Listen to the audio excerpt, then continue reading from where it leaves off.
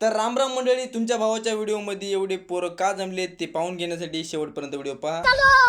पोरो, आजच्या सकाळची सुरुवात अशी झाली की येऊन बघतोय तर काय समीर भाईच्या घरावरचे पत्र गायब झाले. नंतर मला वाटलं हे पत्र चोरानं तर नाही घेऊन गेलं. ते सगळं सोडा हो, पण याले कोण सांगावं की घर पाडायचं नाही तर घर बांधायचं आहे. असे रिकामी कुटाणे करण्यासाठी आमचा भाऊ लहानपणापासून फेमस आहे.